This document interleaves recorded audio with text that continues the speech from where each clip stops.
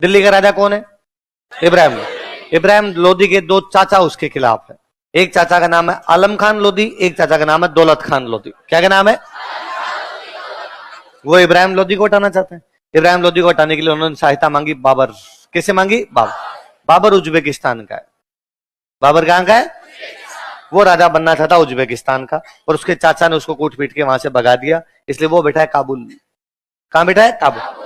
काबुल में उसकी पार पड़ती नहीं। उज्बेकिस्तान की तरफ जाए तो उसका चाचा मारे, काबुल में खाने पीने के दाने नहीं कुछ, तो क्या करे? उसने अपने पंजाब की तरफ अटैक करने शुरू किए। किधर? उसने अपने पंजाब पे 4 अटैक किए। कितने अटैक किए? अच्छा, पंजाब लोदियों के अंडर में, लेकिन लोदी तो खुद ही कमजोर हो रखे हैं, इसलिए बाबर पंजाब आता है, लूटपाट करके वापस काबुल चला जाता है, थोड़े दिन अपना खाना पीना चलाता है, फिर पंजाब आता है, फिर चला जाता है। ऐसे उसने कितने अटैक किए? 4। उन्हीं दिनों में इब्राहिम लोदी के दोनों चाचा उसके पास काबुल गए, आलम खान लोदी और दौलत खान लोदी। कौन कौन गए? और उन्होंने बाबर को कहा, क्या रे बाबर, क्या छोटी छोटी लड़ाइयां करता है? क्या पंजाब के हाथ लगा लगा के वापस भागता है, अनाज उठा के आ जाता है? थोड़ा दिल मंगे मोर, थोड़ा आगे बढ़, थोड़ी हिम्मत दिखा, दिल्ली पे कब्जा कर ले। उसने कहा, यार दिल्ली में इब्राहिम लोदी बैठा है, वो मारेगा मेरे को, दिल्ली पे तो कैसे कब्जा कर लूं? उसने कहा, हम तेरे साथ है, हम लोदी है, लोदियों की आधी पावर तेरी साइड हो जाएगी, तो इब्राहिम लोदी को आराम से हरा ले। उसने कहा, तुम्हें क्या फायदा है कि तू दिल्ली और आगरा लूट लेना, धन मिल जाएगा, फिर छोड़ देना, हम राज कर लेंगे। तो बाबर ने कहा, डन। अब बाबर पंजाब तक तो आता ही था, अब वो पंजाब से कहां आना चाहता है? दिल्ली। तो पंजाब से दिल्ली के बीच में राज्य हरियाणा, तो वो पंजाब से कहां पर है? हरियाणा। दिल्ली में इब्राहिम लोदी है। इब्राहिम लोदी को पता चला कि वो दिल्ली की तरफ आ रहा है, तो वो अब दिल्ली से पंजाब की तरफ जाएगा, तो बीच में वो भी हरियाणा, तो बीच में दोनों मिले पानीपत। क्या मिले? पानीपत का पहला युद्ध 1526। इब्राहिम लोदी लड़ता हुआ मारा गया। सल्तनत का पहला राजा या सल्तनत का एकमात्र राजा जो युद्ध में लड़ता हुआ। क्यों? क्योंकि उस भाई राजा लड़ने नहीं जाते थे सल्तनत वाले, केवल पीछे बैठ के बताते थे तू कर ले तू कर ले। अब की बार किसको बताए? सेना तो उधर है, आलम खान लोधी, दौलत खान लोधी सारे उधर मिले हुए। फिर इब्राहिम लोधी ने कहा, मैं खुद लड़ता हूं। लड़ा तो काम आ गया। तब बाबर ने कहां कब्जा किया? दिल्ली और आगरा, और भयंकर धन मिला, भयंकर भयंकर धन मिला। इतना धन मिला कि उसने काबुल के हर एक एक आदमी को एक एक चांदी का सिक्का भेजा, चांदी के सिक्के भेजे। उसको लगा रहे यहाँ पे तो भयंकर धन है। उसने अपनी किताब में लिखा, अब हमें काबुल की गरीबी फिर नहीं चाहिए, अब हमें काबुल की गरीबी। अब उसने जाने से मना कर दिया। आलम खान लोधी, दौलत खान लोधी तो साइड में हो गए। अब दिल्ली आगरा पे कब्जा करके कौन बैठा है? खुद बाबर। अब बाबर जब कब्जा करके बैठा तो बाबर ने आगरा पे कब्जा किया। आगरा पे कब्जा किया तो अपने राजस्थान की साइड में किला है, उसका नाम है बयाना। कौन सा किला है? उसने कहां पे कब्जा कर लिया? जब वो बयाना की तरफ आए तो सांगन का नाम। तुम्हारा ध्यान किधर है हीरो? तो फिर सांगन का इधर नहीं है ना, वैसा उधर उधर, आगरा से उधर उधर है, इधर आने की कोई आवश्यकता। तो अब सांगा कौन सा किला लेने के लिए जाएगा? बयाना। तो लड़ाई कहां पर होगी? बयाना। किस किस के बीच में हो रहा है बताओ? देखिए, सांगा और बाबर। कौन सा युद्ध? बयाना। बयाना कहां पड़ता है? वापस वही आगरा के पास। सांगा चित्तौड़ से चल के बयाना गया, चित्तौड़ चल कहां गया? बयाना। बयाना का किला बाबर ने एक बंदे को दे रखा, उस बंदे का नाम है मेहंदी ख्वाजा। क्या नाम है? तो मेहंदी ख्वाजा ने मैसेज किया कि भाई वो किला तू मेरे को दे के गया था। तो बाबर ने कहा बैठा रहा, अरे नहीं यार, वो इधर से कोई एक आदमी आ रहा है, तो सांगा नाम का बंदा किले पे कब्जा करने के लिए आ रहा है। तो बाबर ने कहा घबराने की कोई आवश्यकता, मैं एक सेनापति और भेज रहा हूं। और बाबर ने एक सेनापति और भेज दिया, सुल्तान मिर्जा। कौन सा भेज दिया? सांगा दोनों को रहा एक साथ। इस युद्ध में भी सांगा की जीत हुई। जब मुगलों की सेना भाग रही थी ना, तो अपना एक वाद्य यंत्र छोड़ गई थी, तासा। बताया था मैंने कि बयाना युद्ध के बाद मुगलों के इस वाद्य यंत्र पर मेवाड़ वालों ने कब्जा कर लिया था, पढ़ा था? जो गले में लटका के बजाया जाता है, एक मुस्लिम वाद्य यंत्र है, मुहर्रम के टाइम में बजाया जाता, पढ़ा था हमने? ढोल नगाड़े होते थे, सेना ढोल नगाड़े नहीं बजाएगी तो कौन बजाएगा? फिर हम पढ़ते तो हैं, ढोल नगाड़ों के साथ में सेना आगे बढ़ी। आज भी पूरी फौज के पास होता है अपने, बिना वाद्य यंत्रों की क्या लड़ना। तो फिर अपने जो डायलॉग था, फौज में नगारो बात में हुंकारो, फौज में नगारो बात में। फौजियों को नगाड़ा जब सुनते हैं तो उनमें जोश आता है, बात में हुंकारा। अब की बार जब सांगा ने बयाना की लड़ाई जीती तो सांगा को लगा यार ये बार बार पंचायती इन दिल्ली आगरा वालों से, और मेरे को चित्तौड़ से चल के कहां पर आना पड़ता है? इधर आगरा की तरफ। आगरा पे कब्जा ही करते हैं। कहां कब्जा करते हैं? आगरा। अरे इस बाबर को भगाते हैं यहां से। फिर दूसरा, बाबर ने लोदियों का आगे आगरा पे कब्जा किया था। लोदियों को पता चला कि आजकल बाबर से कौन लड़ रहा है? सांगा। तो लोधी सांगा के पास आ गए। उधर इब्राहिम लोधी का छोटा भाई था महमूद लोधी। कौन था? लोदियों के सांगा की भी पहले बनती नहीं थी, पर अब सांगा की बाबर से नहीं बनती, लोदियों की बाबर से नहीं बनती, दुश्मन का दुश्मन दोस्त होता है। तो महमूद लोधी ने सांगा कहा कि भाई सांगा तुम संघर्ष करो, हम तुम्हारे, और यार ये हमें आगरा दिलवा दे। तो सांगा ने कहा ठीक है, बयान से अपन किधर चलेंगे, आगरा। अब जब बाबर को पता चला कि मुश्किल से तो आगरा लिया था, अब वो किधर आ रहा है, अपने आगरा, तो फिर बाबर आगरा को बचाने के लिए सामने आता। तो बयान आगरा के बीच में जगह है खानवा। कौन जगह? अच्छा, बाबर के पास में दो जगह, एक दिल्ली और एक आगरा। सांगा ने दोनों तरफ सेना भेजी है, इधर खानवा की तरफ भी सेना गई है, उसकी दिल्ली की तरफ भी सेना गई है। उसने दिल्ली के आसपास के 200 गांवों पर कब्जे किए, क्योंकि अपने को याद ये रखना है कि मुगलों ने अफगानों का राज खत्म किया था। मुगलों ने अफगानों का, इसलिए मुगलों और अफगानों में कभी आपस में बनती नहीं थे। तो बाबर ने आके अफगानों का राज समाप्त कर दिया, इसलिए अफगानों में से वापस एक बंदा उठ के आया, शेरशाह सूरी। शेरशाह सूरी अफगान तो था, तो उसने बात कहा मुगलों को समाप्त करूंगा मैं, इसलिए उसने हुमायूं को बाहर निकाला था। समझ में आई बात?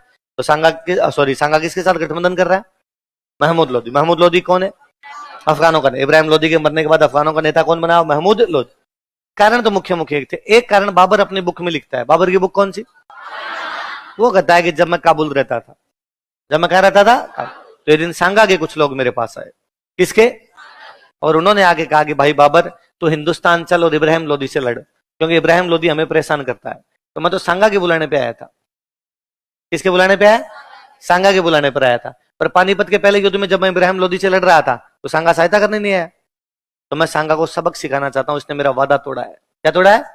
प्रॉमिस करके बुला लिया, लेकिन बाद में प्रॉमिस निभाया नहीं, इसलिए मैं इसको सबक सिखाना चाहता हूं।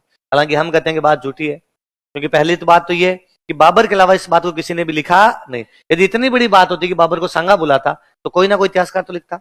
राजस्थान वाले नहीं तो कोई मुस्लिम इतिहासकार ही लिख देते, लेकिन उन्होंने भी इस बारे में कुछ भी ऐसा लिखा नहीं। दूसरा, इब्राहिम लोधी के लिए सांगा क्या ही बुलाएगा, वो भी 1526 में, जबकि वो उसको पहले ही हरा चुका है 1517 और 1518 में, वो भी बाड़ी में जाके। तो बाबर अपने को जस्टिफाई करना चाहता है, इसलिए ऐसा कारण लिख गया। अब दोनों सेना आमने सामने पड़ी है, बाबर उधर से आया। बाबर उत्तर भारत में पहला बंदा बाबर है जिसने तोपों का प्रयोग किया। किसका प्रयोग किया? तो इससे पहले उत्तर भारत में किसी ने तोपों का प्रयोग नहीं। साउथ इंडिया में आ गई थी पुर्तगाली। कौन ले आए थे? पुर्तगाली। पर नॉर्थ में यदि कोई बारूद लेके आया था, तो वो बंदा कौन था? कौन था? बाबर। तो बाबर तोपे लेके आ गया था। तो बाबर जब नॉर्थ इंडिया के अंदर तोपे लेके आ गया था, तो बाबर अपनी तोपों की लोकेशन थोड़ी ऊंची लगाता है, क्योंकि तोपे ऊंची होगी नीचे ज्यादा मार करेगी, नीचे की तरफ ज्यादा जाएगी, इसलिए अपनी सेना लेके थोड़ा ऊपर बैठा, अपने उसने तोपे लगाई। और जो घायल हो गई थी सेना बयाना युद्ध में, उस सेना का इलाज वगैरह करवाया। मुसलमान राजाओं की एक अच्छी विशेषता यह भी थी कि दुश्मन का पूरा पता लगाते, उन्हें सांगा के बारे में पूरा पता भी लगाया। 17 मार्च को लड़ाई करनी है, 16 मार्च को बाबर ने अपनी सेना को इकट्ठा किया और इकट्ठा करके अपनी सेना से पूछा कि भाई हाउस द जोश। सेना का लो सर, हाई नहीं है, हमारा जोश क्या है? क्यों? क्योंकि बाबर जब काबुल से आया था ना इब्राहिम लोधी से लड़ने के लिए, तो काबुल में सेना इकट्ठी करता है। तो काबुल में जब सेना बनाता है, तो अपने सैनिकों को कहता है कि अपने भारत जाएंगे, वहां पे धन लूटेंगे और तुम्हें धन मिल जाएगा, और एक वहां से लड़कियां उठा के लाएंगे। बाबर ने दोनों काम किए, यहाँ पे धन लूटा, लड़कियां उठाई, लेकिन वापस जाने से मना कर दिया। बाबर तो राजा है, रुक जाएगा, लेकिन फौजियों को तो संदेश आते हैं टाइप का फील आ रहा था। उनको तो घर की याद आ रही थी, उनको वापस घर जाना था, इसलिए फौजी लड़ना ही नहीं चाहते। क्यों लड़े? तू कह के आया था कि अपने दिल्ली जाएंगे, लूटेंगे, वापस आ जाएंगे, लूट लिया दिल्ली, अब चल घर चल, वापस काबुल चल अपने। फिर दूसरा ये था कि जब महीने भर में सांगा के बारे में पता लगाया गया, तो पता चला कि सांगा आज दिन तक किसी से भी युद्ध में हारा नहीं है। और पता चला कि सांगा एक हाथ नहीं है, एक पैर नहीं है, एक आंख नहीं है, एक कान नहीं है, उसके शरीर में 80 घाव है। कितने घाव है? तो सैनिकों ने कहा कि जब हाथ नहीं, पैर नहीं, आंख नहीं, कान नहीं, फिर भी लड़ने के लिए आ रहा है, तो मिनक तो नहीं है, डाकी है, और फिर भी अपने उससे लड़ने जाएंगे, तो इसमें अपना घाटा उसका तो आपने लड़ना नहीं है, वापस चल ले, जीता लूट लिया होता ठीक है, घर तो चलते हैं। बाबर को लगा मरा दिया, यदि सेना ही नहीं लड़ेगी तो अकेले लड़के क्या करेंगे? पर बाबर की हिम्मत थी आदमी था इस मामले में, और बाबर ने अपनी सेना को जोश दिलाने के लिए एक शानदार सा भाषण दिया। बाबर ने कहा तुम्हें क्या लगता है बाबर खुद के लिए लड़ता है? सैनिकों का लगता नहीं है। बाबर ने कहा नहीं, बाबर इस्लाम के लिए लड़ता है, यह मजहब की लड़ाई है। किसकी लड़ाई है? अल्लाह ताला ने बाबर को फरमाया है कि धरती के इस छोर से लेकर उस छोर तक इस्लाम की पताका लहराई जाए। अगर तुम लड़ोगे तो सबसे ठीक है, यदि ना लड़ोगे तो भी बाबर जिहाद करेगा। बाबर क्या करेगा? जो धर्म की लड़ाइयां होती है उनको क्या बोलते हैं? बाबर अकेला लड़ेगा, बाबर जिहाद करेगा, बाबर गाजी बन जाएगा। क्या बन जाएगा? जो धर्म की लड़ाइयां होती है उनको बोलते जिहाद, जो लड़ाइयों में लड़ते हैं उनको बोलते गाजी। क्या बोलते? तो मुझे तुम्हारी कोई आवश्यकता नहीं है, लड़ो तो ठीक, नहीं लड़ो ठीक, मजहब की लड़ाई है, मेरी लड़ाई थोड़ी। जब ये कहा, थोड़ा फौजियों में बाल बाल खड़े हुए, रोंगटे खड़े हुए। एक कोई फौज साहब ने कहा होल्ड होल्ड ब्रो होल्ड, एक मिनट, ये ना अल्लाह, कुरान, मजहब, जिहाद, गाजी, ये सब तेरे मुंह से भले नहीं लगते, दारूड़ी है। कुरान शरीफ ये भी फरमाती है कि शराब पीना मुसलमान के लिए हराम है, सारे दिन तुल रहता है, अभी भी तेरे हाथ में पेक है देख। और बाबर ने पेक ले रखा था, और बाबर ढंग का दारू दिया था, बाबर सारे दिन पीता रहता था। बाबरनामा पढ़ लो तो यूं लगता है कि दारू के अलावा उसने कोई काम ही नहीं किया। बाबर और जहांगीर तो भयंकर दारूडी हुए, दोनों ने अपनी अपनी आत्मकथाएं लिखी। मुगलों में 2 ही राजाएं हैं जिन्होंने आत्मकथाएं लिखी है, ये तो बाबर, एक है जहांगीर। बाबर की बाबरनामा, जहांगीर की तुजुक है। इसका मतलब पिया हुआ आदमी कुछ भी कर सकता है। तो बाबर भी पिया पिया लिख गया कि मेरे को संगा ने बुलाया और मैं उसको वादा तोड़ दिया, इसलिए सबक सिखाने के लिए जा रहा हूं। तो फौज साहब ने कहा, दारू पीने वाले आदमी तू तो यार कम से कम इस्लाम की मुसलमानों की बात मत कर। बाबर ने वो गिलास हाथ में था, फेंक दिया। और बाबर ने कहा, मैं कसम खाता हूं आज के बाद शराब के हाथ। एक फौज साहब और खड़े, उन्होंने कहा, कुरान शरीफ ये भी कहती है कि मुसलमान राजा को मुसलमान व्यापारियों से टैक्स नहीं लेना चाहिए। क्या कहती है? मुसलमान व्यापारियों को मुसलमान राजाओं से टैक्स, और तू लेता है? बाबर लेता था तमगा। कौन सा टैक्स लेता? बाबर ने कहा, कसम खाता हूं आज के बाद में किसी मुस्लिम व्यापारी से तमगा करे। तो बाबर कहता है, युद्ध नहीं है, क्या है? जिहाद। मैं आज के बाद क्या नहीं पीऊंगा? शराब। क्या नहीं लूंगा? तमगा। ये बाबर की तैयारियां। संगा क्या कर रहा है? संगा जानता है इस बार लड़ाई बढ़ी है, अपने को आगरा दिल्ली पर कब्जा करना है, तो वो राजस्थान के बाकी सारे राजाओं को लेटर लिखता है कि सारे मेरी सहायता करने के लिए कहां पर आ जाओ? खानवा। अब इधर आपकी सेना पड़ी है बाबर की, बाबर के पास में 2 क्या है? तोपे। इधर सामने सेना है संगा की। संगा की सेना ज्यादा है, बाबर की सेना कम है। पर संगा की सेना ऐसे है, ये पृथ्वीराज है आमिर का, अपने 3000 आदमी लेके खड़ा है। रतन सिंह चुंडावत है सलुम्बर का, अपने 2000 आदमी लेके खड़ा है।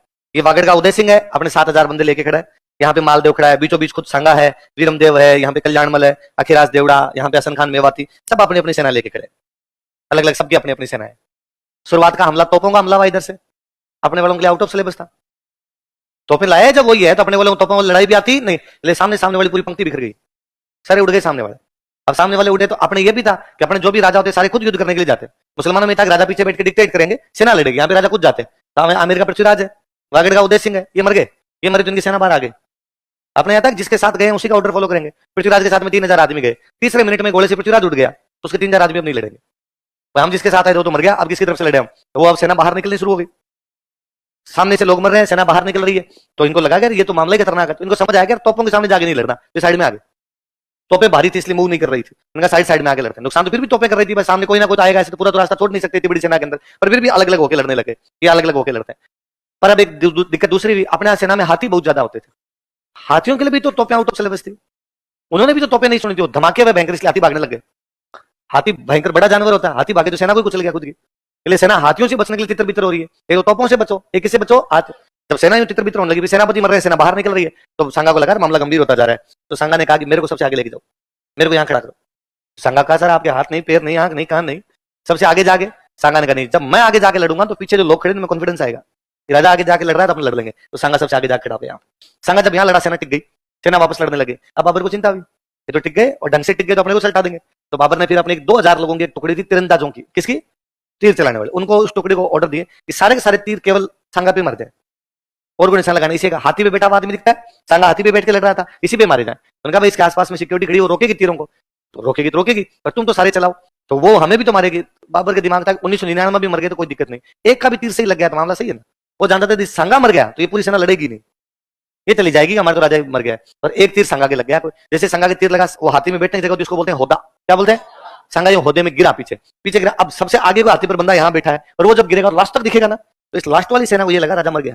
हालांकि संगा मरा फिर भी नहीं, वो केवल घायल ही हुआ था तीर लगने से, पर वो गिरा तो इनको लगा ये मर गया, तो सेना पीछे से जाने शुरू होगी। हालांकि इन्होंने बड़ा जल्दी किया। मेवाड़ में था कि हरावल में हमेशा सलूमर के चुंडावत जाएंगे, और यदि राजा किसी भी कारण से घायल हो गया तो सादड़ी का झाला राजा वाली जगह बैठेगा। कौन? सादड़ी का झाला कौन था? झाला राजा को फटाफट संगा वाला मुकुट पहनाया, हाथी के ऊपर बिठाया ले जाके। लेकिन तब तक इस सेना की कम्युनिकेशन टूट गया इनका, और ये सेना पीछे से हटने लगी। पर इन्होंने जैसे तैसे करके मेवाड़ वालों ने वापस कंट्रोल किया। झाला राजा के नंतर तो लड़ना शुरू किया, संगा को कुछ सेना बाहर लेके गई, बाबर को लगा फिर मरा दिया। फिर बाबर ने अपना अंतिम दांव खेला, तुलगुमा। कौन सा खेला? वो उज्बेक था। बाबर कहां से आया था? उज्बेकिस्तान। कहां से आया था? उसने वो खेला। अपने यहाँ लड़ाई थी, आमने सामने की लड़ाई।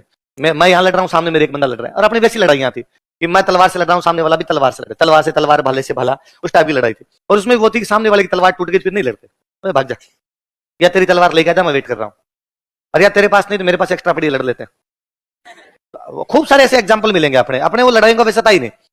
उनके अब मुगलों का वो था कि नहीं यार लड़ाई जीतनी है, आमने सामने लड़ रहे थे। अब उन्होंने वो अंतिम टुकड़ी एक इधर से उतारी, एक इधर से उतारी, तिरछी टुकड़ियां उतारी, तीन तरफ से घेर के, सामने से आक्रमण हो रहा है, एक इधर से भी अटैक करेगी टुकड़ी, इधर से भी करेगी। अपने वालों की इनके समझ में नहीं आया कि इधर से क्यों आ गए। इन्होंने कई देर तो अपने वालों वैसे कहा चिटिंग है चिटिंग, इधर से आओ, लेकिन तब तक सल्ट गए थे। फिर एक ये था कि बयाना की लड़ाई होगी 16 फरवरी, खानवा कब हो रहा था? 17 मार्च। तो बाबर को टाइम मिल गया।